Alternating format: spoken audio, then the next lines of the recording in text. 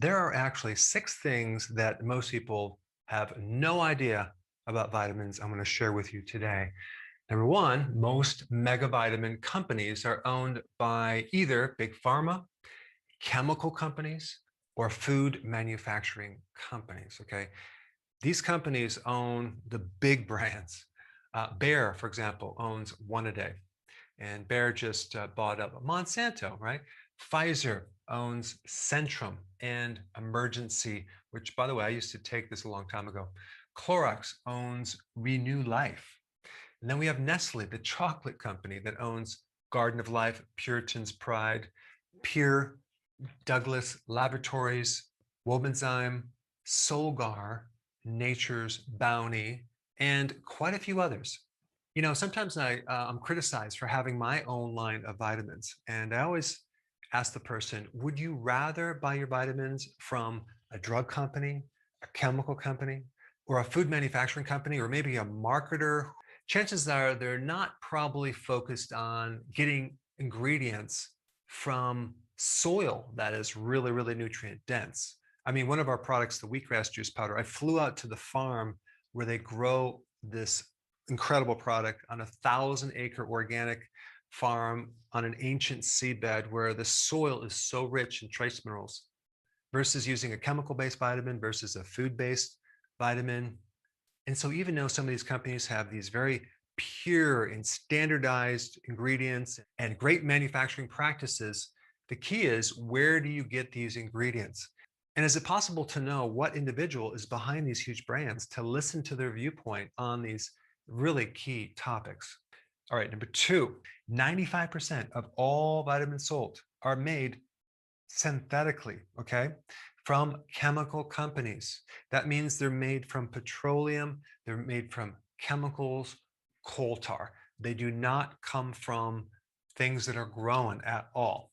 And maybe you're told that there's no difference between synthetic and natural vitamins. They're the same molecule. Well, there's a huge difference between that so-called vitamin C, ascorbic acid, that you're buying versus vitamin C in nature with all the different complexities. It's a huge difference. But when we're talking about synthetics, we're talking about like ascorbic acid, vitamin C, B1, we're talking about vitamin E, beta carotene, which is a precursor to vitamin A that could be made synthetically. All right, number 3, China is the largest exporter of vitamin C and B1 in the world, okay? The problem with that is they're not too transparent. They don't really tell you their manufacturing processes, and the regulations are just a bit shady. All right, number 4, the vitamin studies that you actually read about online and you hear in the news that show that they increase the risk of cancer and heart disease only use synthetic. They do not use food-based complexes. They don't use natural vitamins, okay? So that's just a little omission, a little thing that they don't really tell you. So then in your mind, in the medical profession's mind, vitamins don't really create any difference. Well, again, what kind of vitamins are you talking about? You're talking about synthetic vitamins?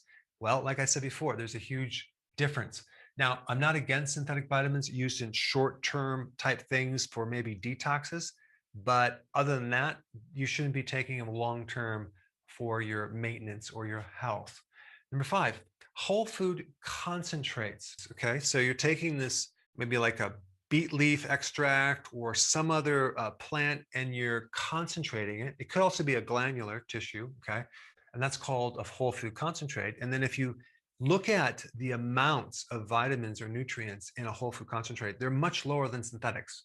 However, they're more complete because you have all the cofactors, you have all the enzymes, you have all the trace minerals. You don't just have this synthetic isolated fraction of a vitamin, you have the whole thing. It's definitely more bioavailable and it's definitely more effective, even though it's in smaller amounts. If you look at some of these multivitamin mineral products and you look at the amounts they have, like 17,000% of the RDAs, et cetera, you know they're using synthetic. And also, if you look at the ingredients, the first one is usually calcium carbonate. So anytime you see the first ingredient, calcium carbonate, the majority of that product is calcium carbonate. That's why it's so heavy. It's like a paperweight. Calcium carbonate is limestone, and you'd be better off chewing on the cement right outside your house because it's really, you're eating rocks. It's very, very cheap. It's very difficult to absorb. You have to kind of go through like 12 different steps before it gets absorbed in your body. All right, and number 6, medical doctors don't get a lot of training in vitamins. They really only get about 25 hours on average of training in nutrition. 25 hours. Is that really enough to have a grasp on all the vitamins, to be able to give advice, to have an opinion on it? 25 hours? You're going to be an expert in it? Well, they're not experts in it. They're experts in drugs and surgery and other things. But the point is that this right here is just not enough training to be able to give a good opinion one way or the other. Now I think it's important to understand what foods are the most nutrient dense. For that video, check this out right here.